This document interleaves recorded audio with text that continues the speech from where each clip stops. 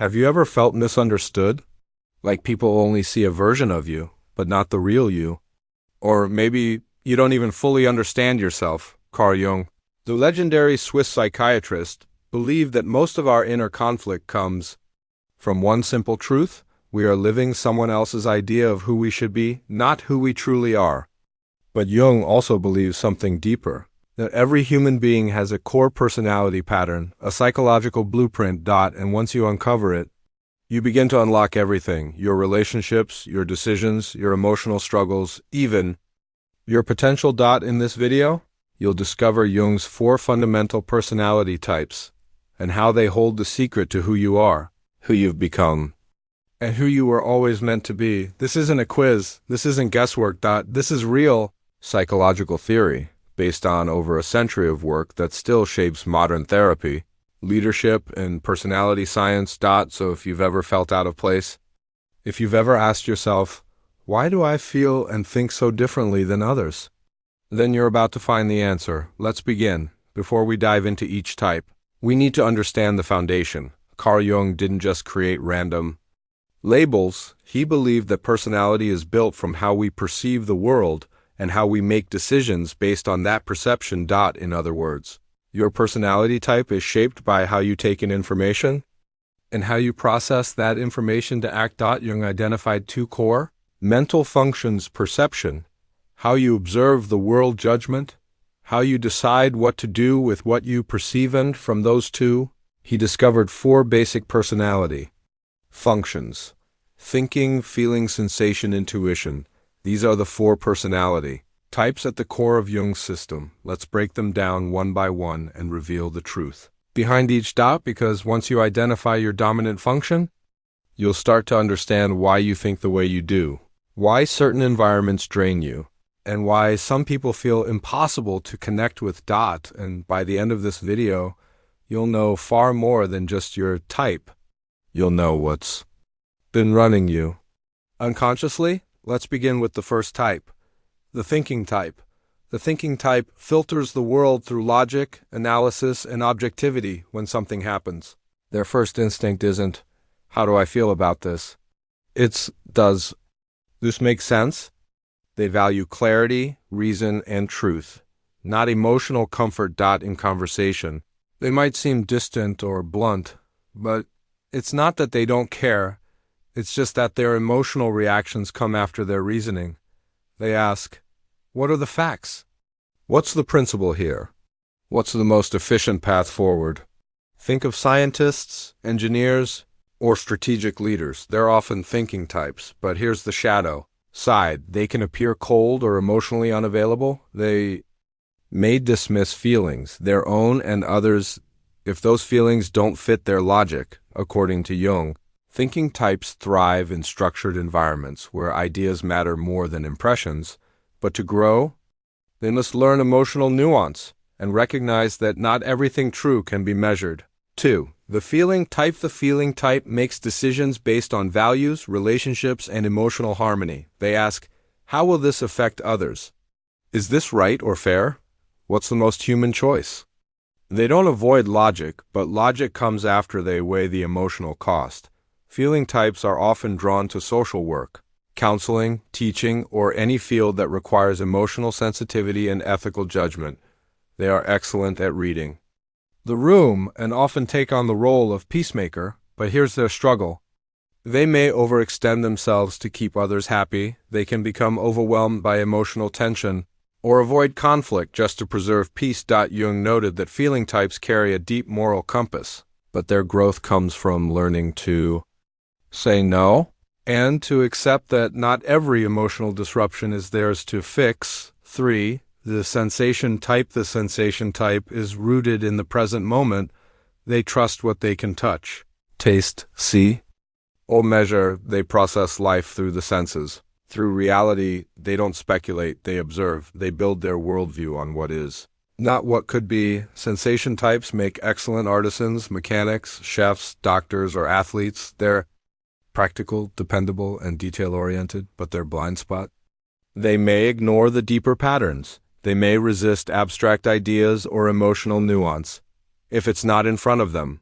They might not believe it matters. Jung believed sensation types were the backbone of civilization, the builders, the doers, the anchors, but to evolve, they must stretch beyond what's concrete and enter the symbolic, intuitive, or emotional realms. For the intuitive type is the visionary. They perceive what's beneath the surface, the patterns, the meanings, the connections others can't see, while the sensation type lives in the now.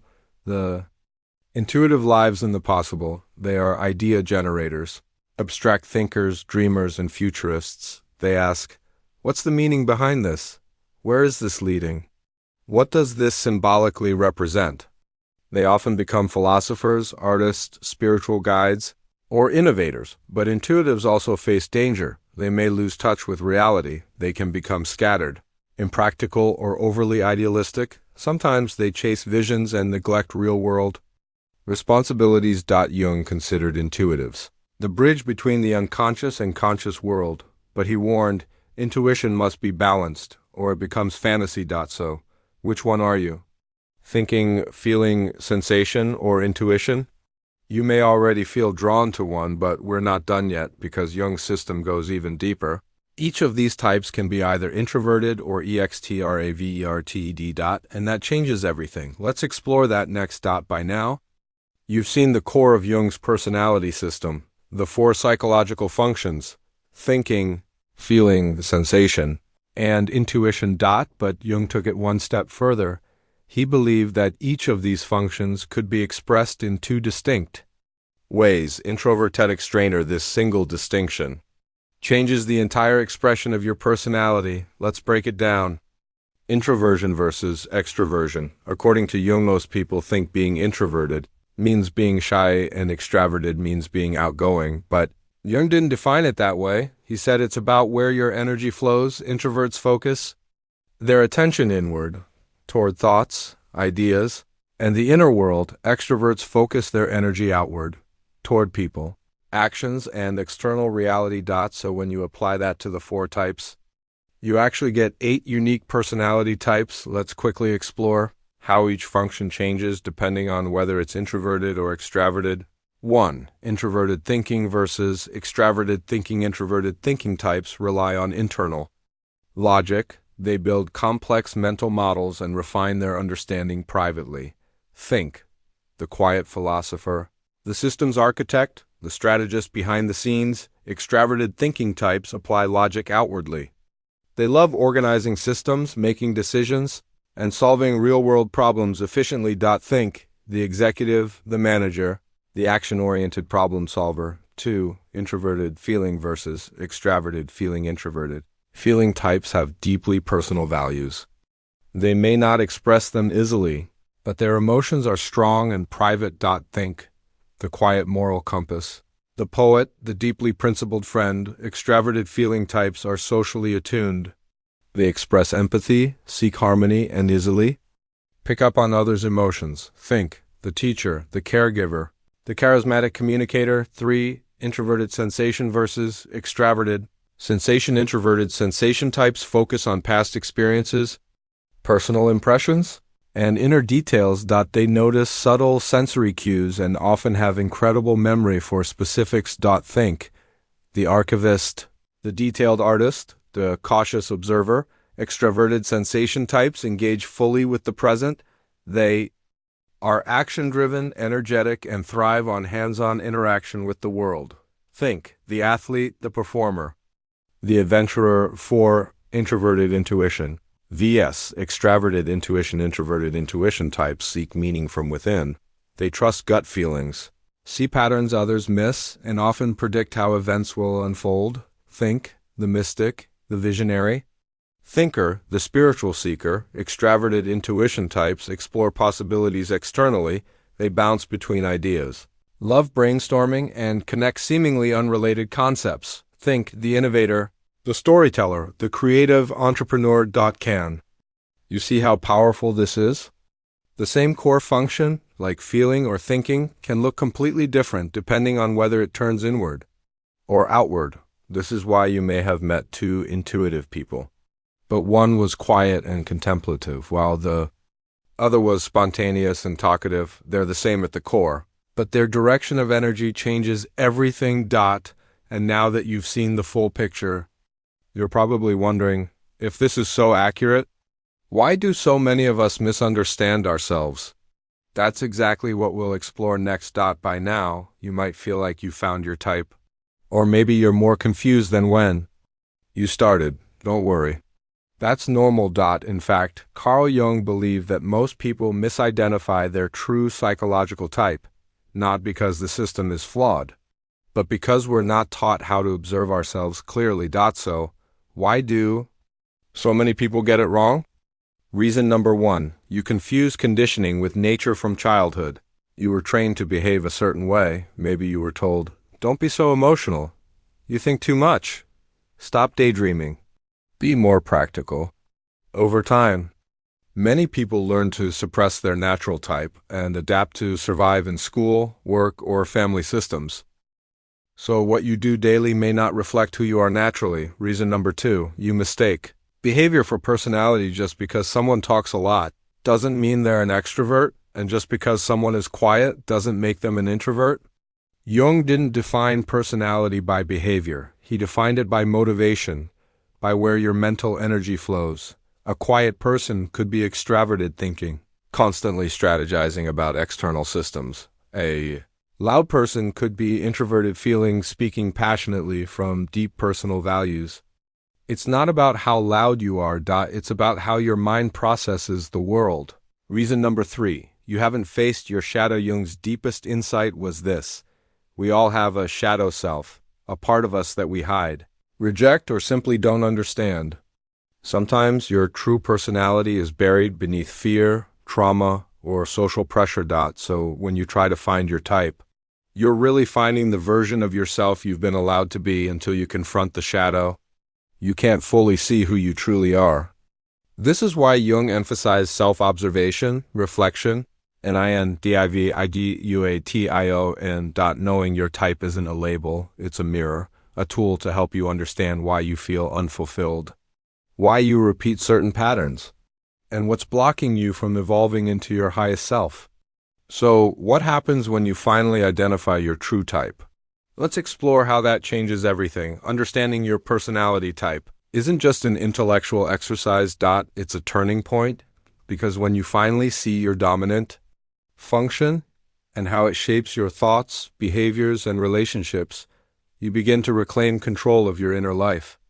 Let's break it down. 1, it improves communication. Once you know how you process the world and how others do, you stop expecting people to think or feel like you begin to notice that thinking types seek logic, not sympathy, that feeling types need emotional safety, not debate, that intuitives want meaning, not surface talk, and that sensation types value action, not abstract theory. With this awareness, conversations become clearer, misunderstandings lessen, and connection deepens. Even with people very different from you. 2, it ends the pressure to be someone you're not. If you're an introverted intuitive, you're not lazy, you're reflective. If you're a feeling type, you're not weak, you're emotionally attuned. You begin to honor your nature instead of fighting it. That self-acceptance is life-changing. Because it silences the inner critic and lets you live from alignment, not expectation. 3, it reveals the environments that drain you. Have you ever wondered why certain jobs exhaust you, or why some social settings feel fake or suffocating? It's because your dominant function is being suppressed. Thinking types feel trapped in emotional chaos. Intuitive types feel bored in rigid systems. Feeling types break down in toxic hierarchy. Sensation types get frustrated by vague ideals. When you know your type, you can build a life that feeds your natural energy instead of draining it. 4, it starts the process of individuation. This was Jung's ultimate goal. He believed the purpose of life was not to fit in, but to become who you truly are. He called this process individuation, the journey of integrating all aspects of the self and living in psychological wholeness. Knowing your type is the first step, but it's only the beginning. Because beyond your dominant traits, there are parts of you still waiting to be seen. Let's explore that final layer and Jung's deeper message. Here's what most people miss. Carl Jung never said that you are only one type. In fact, he warned against identifying too much with just one part of the psyche. Why? Because that's how people get stuck. You're not just a thinking type or a feeling type or any single box. What you are, Jung wrote, is the totality of the psyche, the conscious and the unconscious, the dominant and the denied. Knowing your dominant type is powerful, but real transformation begins when you explore your opposite side, when thinkers learn to feel, when feelers learn to reason, when intuitives learn to ground themselves, and when sensation types learn to imagine. This is how you grow. This is how you balance your personality instead of living from just one function and ignoring the rest. Jung called this process integration. Not becoming someone else, but becoming whole. And it's not easy. It requires you to confront your shadow, to face your blind spots. To develop the parts of you that feel unfamiliar, even uncomfortable. But the reward is massive. Clarity. Self-respect. Emotional stability. A life that actually feels like yours. So don't use this knowledge to limit yourself.